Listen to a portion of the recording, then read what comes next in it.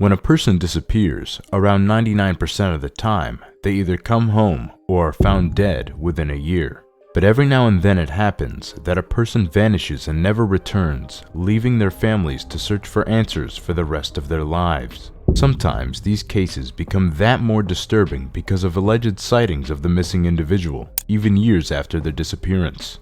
These are the 3 creepiest unsolved abduction cases. Number 1. Johnny Gauche. On the morning of September 5th, 1982, 12-year-old paperboy Johnny Gauche left the family home in the suburb of West Des Moines to start his route. Normally, John would have accompanied his son to help him with the deliveries, but that Sunday, Johnny decided not to wake his father and instead only took the family dog with him. After all, Johnny had been working on this route about a year now and knew it like the back of his hand. What could go wrong? Later that morning, at around 7:45, Johnny's parents began receiving alarming phone calls from the neighbors complaining that they had not received their papers. It didn't make any sense. The 12-year-old should have been done with his route by then. John headed out to search for his son, but the only thing he found was Johnny's little red wagon full of newspapers 2 blocks from the family home. It was like the boy had vanished into thin air. The Gauches immediately contacted the authorities to report their son's disappearance. However, due to state laws at the time, 72 hours had to pass before the boy could be considered a missing person. Needless to say, in the case of a missing child, waiting 3 days before starting an investigation is devastating, especially knowing what the police learned when they finally began to look into what happened to Johnny Gauche. Initially, the authorities believed Johnny had simply run away, but soon they found out that other paper boys had witnessed Johnny talking with a man in a blue car around 6 a.m. Apparently, this man had asked for directions, but Johnny seemed uncomfortable and began walking back home, but never arrived. Despite an extensive search and John and Noreen Gauche's massive efforts to find their son, Johnny was never seen again. Or was he? Over the years, there have been several alleged sightings of Johnny Gauche, which have made his case that much creepier. In 1983, a boy allegedly ran up to a woman in Tulsa, Oklahoma and said, "Please, lady, help me. My name is John David Gauche." But before the woman could react, the boy was dragged away by 2 men. Then, a couple of years later, in the summer of 1985, a woman in Sioux City, Iowa, was buying groceries when she received a dollar bill with writing on it. As she took a closer look, the woman saw the words, "I am alive," and a signature. 3 separate handwriting analyses later confirmed that the signature belonged to Johnny Gauche. But if Johnny really was alive, who was keeping him captive and why? According to Noreen Gauche, that question was answered when she got unexpected visitors in the middle of the night in March of 1997. At around 2:30 a.m., Noreen awoke to a knock on her door. Waiting outside was a man in his late 20s who Noreen immediately recognized. Johnny had come home. This person, who was accompanied by another man, showed Noreen a unique birthmark on his chest similar to the one Johnny had. Convinced this really was her son, Noreen let the man and his companion in and sat down with them to talk for about an hour or an hour and a half. During that time, Johnny would look over to the other person for approval to speak, and he didn't mention where he was living or where he was going. But one thing was for sure. The conversation confirmed Noreen's suspicions that her son was kidnapped and sold into a child sex trafficking ring. Despite Noreen being fully convinced Johnny really visited her that night, the police and John, who at this point was no longer together with his son's mother, found the story hard to believe. Their doubts were momentarily lifted when Noreen received disturbing photographs of several boys tied up in September of 2006, almost exactly 24 years after Johnny vanished. But although Noreen was sure one of the boys in the pictures was her son, the authorities eventually determined the photographs were just a terrible prank by a group of friends in Florida. Today, more than 4 decades after 12-year-old Johnny Gauche left for his paper route, his fate remains a mystery. If he really visited his mother in 1997, the main question is, why can't Johnny come home? Number 2. Amy Lynn Bradley. On March 21st, 1998, 23-year-old Amy Lynn Bradley, her parents Ron and Iva, and her younger brother Brad boarded a Royal Caribbean International cruise ship in Puerto Rico. The voyage to Caraco was meant to be a celebratory vacation for Amy, who had graduated from Longwood University and was planning to start a new computer consulting job. However, just a few days into the trip, the family vacation got a sudden and nightmarish end. It was the night of March 23rd. Amy and Brad attended a party at the ship's nightclub, dancing to a cruise ship band called Blue Orchid.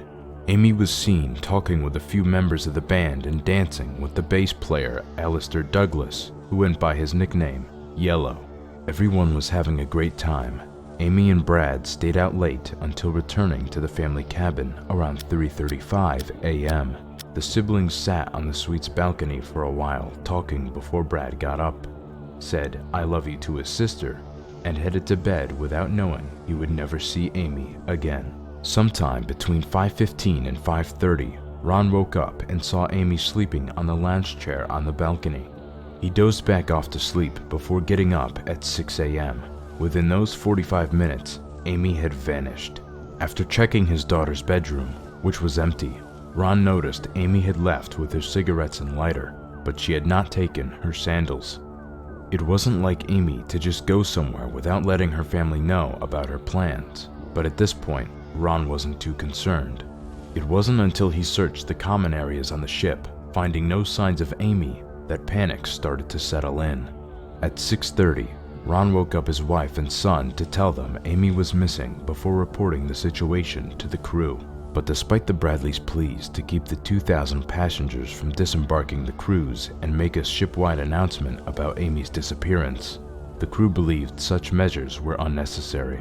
Nothing was done until 7:50 a.m. when the staff finally agreed to issue an announcement saying, "Will Amy Bradley please come to the purser's desk?" By then, Rhapsody of the Seas had already docked in Caraco, and the majority of the passengers had left the ship. The crew waited for a few hours before the beginning of the search for Amy at 12:15 p.m., but they found no signs of the young woman anywhere. The Netherlands Antilles Coast Guard eventually launched their investigation and conducted a 4-day search that ended without results on March 27th. It was speculated that Amy had either committed suicide or had fallen overboard accidentally, but the investigators found no evidence to support the theories, and no body was found in the water. 2 witnesses did come forward saying they had seen a woman matching Amy's description on the elevator with cigarettes and a lighter in the early hours of March 24th. Another passenger told the Bradleys that she had seen Amy on the ship's deck around 6 a.m., but what happened to the young woman afterward was a mystery.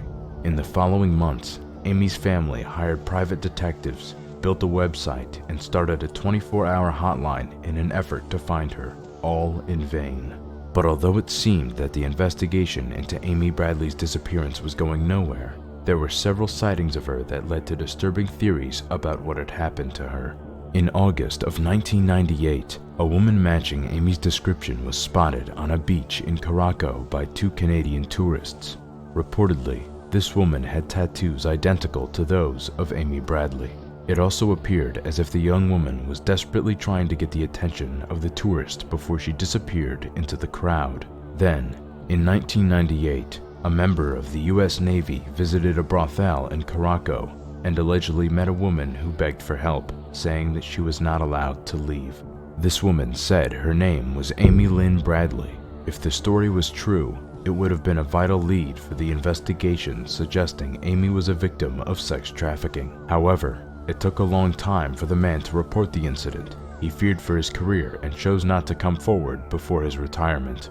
By then, the lead was already cold and the witness didn't provide any evidence to support his claim. At this point, however, many believed that Amy had really been sold to sexual slavery with the help of the cruise ship crew. In 2005, a woman named Judy Maurer claimed she spotted Amy in Barbados with 3 men threatening her to follow through on some kind of deal. That same year, Ron and Iva appeared on Dr. Phil and showed an image that had been emailed to them by an organization that searches for human trafficking victims. In the photograph, a distraught and despondent young woman identifies as Jazz, a sex worker in the Caribbean, lays on the bed in her underwear. Although this woman's hair was very different than Amy's when she was last seen, when the photographs of the two were put together, nobody could deny the uncanny resemblance. Unfortunately, in the end, this promising and upsetting clue didn't help the investigation, and today, more than 24 years after her disappearance, Amy Bradley's whereabouts remain unknown. Number 3. Antoinette Cayadito. On Sunday, April 6, 1986, a Navajo woman, Penny Cayadito, returned home in Gallup, New Mexico, around midnight after a night out with her friends at a local bar. Penny sent the babysitter home and checked on her 3 children, Antoinette, Wendy, and Sadie, who were sleeping peacefully. Penny herself went to bed around 3 a.m., having no way of knowing that within the next few hours, her life would be forever changed. At around 7 a.m., Penny woke up to get her children ready for Bible school, but oddly, 9-year-old Antoinette's bed was empty. Penny searched the entire house for her daughter, but found no signs of Antoinette anywhere. Still, Penny wasn't overly concerned at this point. Perhaps the girl had gone to the neighbor's house to play. But when Penny headed outside to see if that was the case, she noticed something alarming.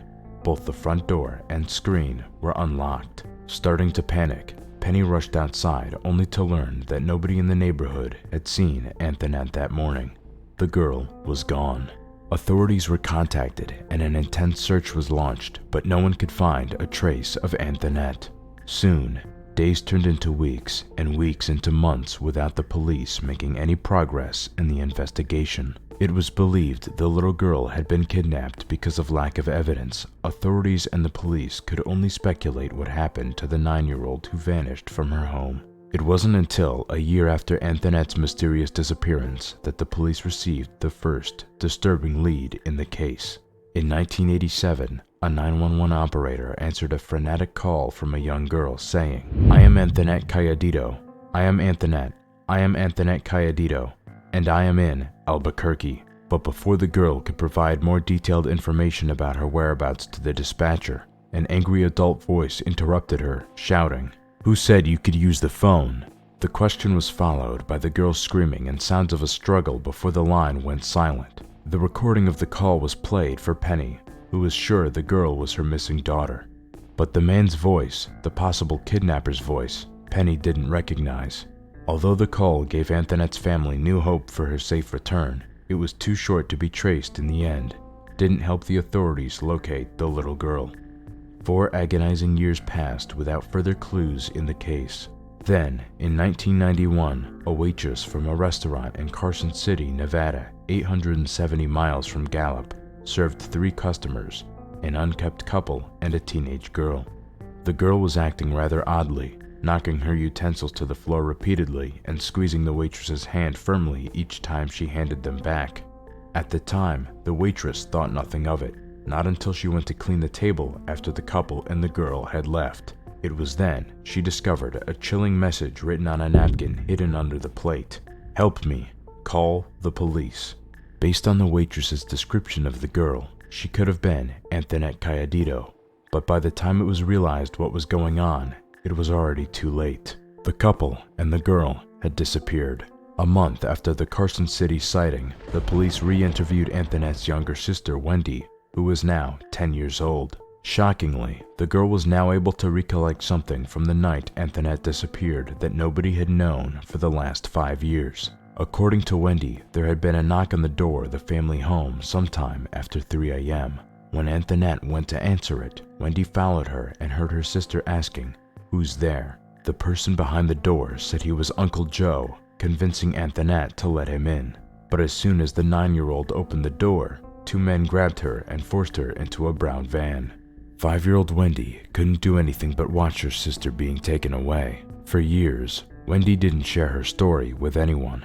The little girl was too scared of upsetting her mother, and everyone thinking she simply imagined the whole incident. But the thing is, Uncle Joe really existed. Uncle Joe was an individual married to Penny's sister, so it was understandable Antoinette had agreed to open the door after hearing his name. However, after interviewing the brother-in-law, the police ruled him out as a suspect after he provided an alibi and a witness confirmed his whereabouts at the time of the suspected kidnapping. But one thing was clear, Whoever had taken Antoinette knew the Cayadito family well enough to use Uncle Joe's name as bait. Since Wendy's revelation, there had been no new viable leads in the case, only many theories as to what happened to Antoinette Cayadito. Some believe she was taken by a family member based on the fact the girl would have never opened the door to a stranger. The police and those familiar with the case also think that Penny knew more about the events that night than she said. But even if that's true, we will never know, as Penny Cayadito died in 1999, taking all the answers to her grave. It's also possible Antoinette was taken by total strangers who simply got lucky using a name that the girl recognized. Because of the reported sighting and disturbing phone calls suggesting Antoinette was still alive long after she vanished, she may have fallen victim to human trafficking. But to this day, not a single theory has been proven, and more than 35 years after she vanished, Antoinette Cayadito's fate remains a mystery. That concludes 3 creepiest abduction cases that are still unsolved. Where are Johnny, Amy, and Antoinette? Let me know your theories and comment down below if you believe we will one day find out what happened to them. Thank you for watching. If you liked this video, make sure to leave a like and subscribe. And don't forget to hit the notification button to never miss an upload.